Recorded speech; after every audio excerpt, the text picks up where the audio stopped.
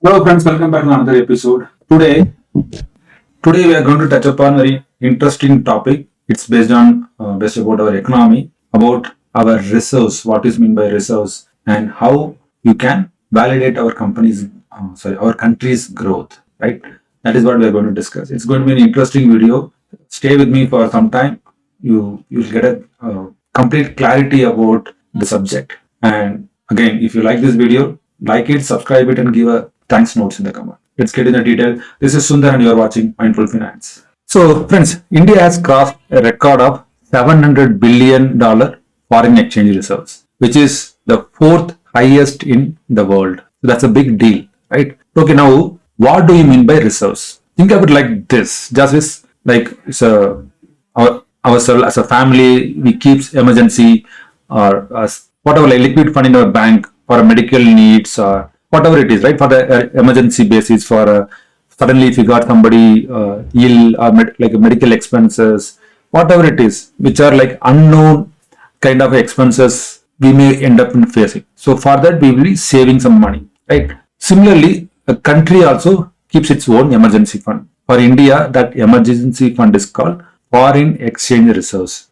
Money and assets we hold in different forms like US dollars. It's a currency, right? Like euros, gold, and even rights at the IMF. Here's a simple picture. Imagine a big water tank.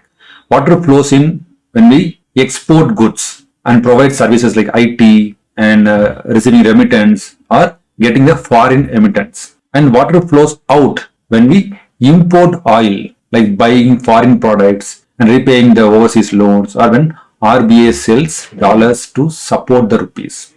So a healthy tank means we can pay for essential imports like oil and electronics and protect the value of our rupees when global market gets rough. And also show the world we are financially strong and reliable for any kind of a foreign debt. So this is not money lying in some kind of a fixed deposit or some giant vault, right? It's actively invested in safe assets, ready to be used when the economy faces kind of a pressure. So, but here is the twist. Even with this war chest, like this kind of a storage or this kind of a quantum of the reserves, our rupee is still falling. The US has slapped us 50% tariffs on our exports, and defense deals are facing delays. So, is India's growth story is safe? Are you heading into a rough waters? So let's break it down. Simply with the real data, we'll get into the details of that one. Okay. So what are Forex reserves and why 700 billion matters? Okay. The Forex reserves are like India's emergency banking, which I already explained to you. So those includes like foreign currencies, USD, Euro, Yen, whatever it is, so and so. Gold, which is currently we are having approximately 800 tons. Then IMF special drawing rights, which are called SDRs, and reserve positions at IMF. So these are mainly used for paying for imports like oils, electronics, and support the rupee in currency markets to give investors confidence that we can meet any foreign debt. So in 1991, our water tank, it's a metaphor, the Forex reserves was almost empty. We had just $5.8 billion inside, which was enough to pay for only 2 weeks of imports. It was a great crisis at that point of time. At that point, government had to airlift 67 tons of gold to pledge to foreign banks like the Bank of England and the Union Bank of Switzerland just to get emergency dollars. So imports were restricted, the rupee was devalued, and India had to start serious economic reforms. Now fast forward to today, our tank is overflowing with $700 billion, which is enough to keep the tap running for about 10 months of imports, even if inflows are stopped. It's been filled over decades through export growth, IT services, remittance from other countries, right? Smart RBA management. So this big full tank makes us far stronger so we can handle oil prices spikes, capital outflows, or even sudden trade shocks without immediately running to the IMF. But a full tank doesn't mean that there are no leaks. If outflows grow faster than inflows, say because of big import bills, foreign investors exits, like recently like FIS are selling, right? So, or some global crisis. So, in that case, the water level can drop quickly, and that's exactly what we are going to explore in the next. So, how we got here? So, there are three big inflow sources built our reserves. The first one is remittance. So, three big inflow sources built our reserves. First one is remittance, which is so Indians are abroad who are sending home almost $125 billion in 2023 alone, which is the highest in the world. The second one is service exports. IT and consulting alone bringing in $300 billion plus dollars. And FDA and portfolio inflows like Apple, Google, Foxconn, semiconductor projects, whoever it is, right? Plus RBA smart moves like buying gold, holding multiple currencies, and intervening to keep the rupees from swinging like in a volatile way. Right? These are the ways. But now, how India compares globally? Where does India stand in the world? If you see, China is the topmost, which are holding $3.3 trillion of reserves. Japan is the second, having $1.2 trillion of reserves. Then the Switzerland comes, which is having $900 billion of reserves. India comes next with 700, now almost like $800 billion. Then UK, $180 billion. Pakistan, just $10 billion. Yes, our reserves are almost 4x more than UK and 70x more than Pakistan. India is now the fourth largest Forex holders in the world. Even British MPs are asking, how is India growing so far? That's why they're getting jealous and start posting memes in the videos and news channels. Right? And guess what? India's gold reserves are over 800 tons. That's not small gold biscuits. That's a global respect. But US tariffs shock. The US has slapped 50% tariffs on many Indian exports now, saying our oil deals with Russia broke sanctions. So what is the impact on this one? We discussed about tariff in our previous video, but now almost $87 billion worth of exports to US at risk, like textiles, jewelry, auto parts, seafood are hitting hard. Pharma also facing, pharma earlier, it seems like pharma is escaped from this one, but now pharma also seems getting some tariff. And trade talks with the US are on hold. Don't know, like I'm recording this a week earlier, so in this week, what happens, I don't know, because every day Trump is coming and giving a new news to people, right?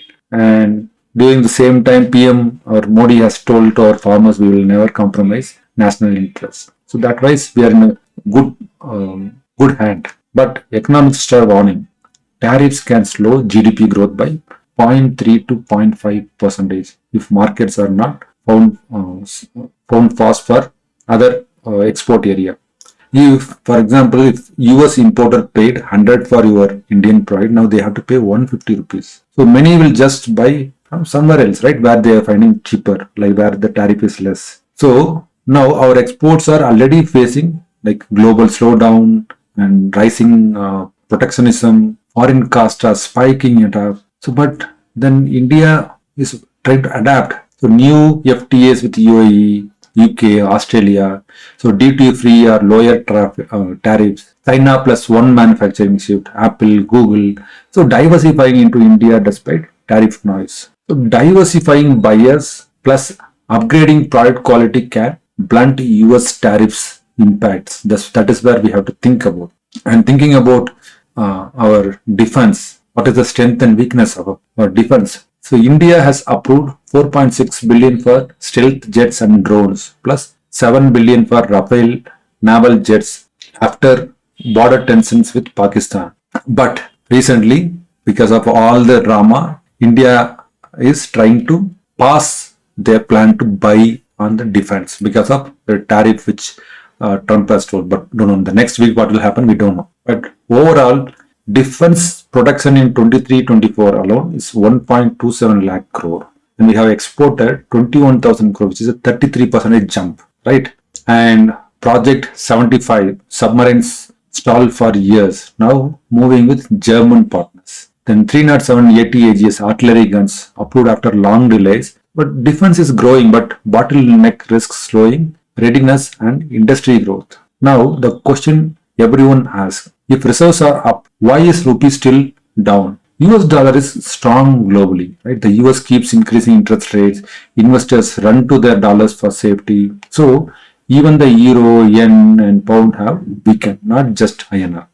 But India still imports more than it exports. That is where the problem is. We buy oil, electronics, raw materials, all in dollars. When oil prices go up, we need more dollars. So the demand for dollars increases, the rupee becomes weaker. And foreign investors taking out our money back. Like when FIs sell Indian stocks, they take money back in USD. So dollar demand rises again. And speculation and global fear. So traders bet against INR, like they will be shorting the INR during global uncertainty. So this also pushes rupee down. Even though RBI is selling dollars to support rupee, they are not trying to fix it at 82 rupees or 83 rupees. So they just slow the fall, not stop it entirely. So now India, next step. So why we are still feeling optimistic? Almost 700 billion in reserves. So we have financial safety net. 6 to 7% GDP growth is being expected, which is fastest among big economies. We have young skilled workforces. Median age is 28. We are a young economy. So digital leaders, UPI, Aadhaar, ONDC. So we must do, what we must do is diversify export markets quickly, push manufacturing reforms faster, build defense capacity in our local, keep rupees stable without burning reserves recklessly. So reserves plus resilience plus reform is a long-term strength. So why is everyone still bullish on India? As I mentioned, we are fastest growing economy. We have our own UPIs and Aadhaar. So that gives a clarity now. And again, India is not just an IT hub anymore. We are becoming a new global factory. So, but what are the challenges? So be realistic. Our per capita income is still low, which is around $2,500. Job creation is not fast enough, especially for youth and women. And rural distress and small farmer income is still a concern. High fiscal deficit and government debt. Education and healthcare still need a big improvement. Climatic change is rising a risk. So we have done well, but a long way to go. Our former RBI Governor Raghuram Rajan said, India is growing fast, but not fast enough to solve all the problems. So here comes the next question. What is next for India? So here is where we are heading. We are targeting for $5 trillion economy in coming 2 to 3 years. Maybe like it may go beyond like maybe 4 or another 3 or 4 years it might be. We are trying to achieve 4 trillion economy. Becoming a third largest economy by 2027 after US and China. Maybe even 1 trillion in Forex reserves by next decade. Right now 800 billion, another 200. And global manufacturing and clean energy hub. And maybe one day a developed country, not just emerging. Right now we are in a developing country. We may become a developed nation. India is not begging for deals anymore. We are negotiating on our terms, in our language, for our people. The entire world is watching us. This is not just India's rise. This is history in the making. So friends, India's Forex story is impressive. The real test is ahead. Tariffs, defense readiness, and the softening rupee are big challenges. But with smart policies, there are also opportunities. We have good economics in our country. So next time someone says India is falling behind, you know what to say? 700 billion in reserves, stronger policies, smarter diplomacy, more self-confidence. But all these things are fine.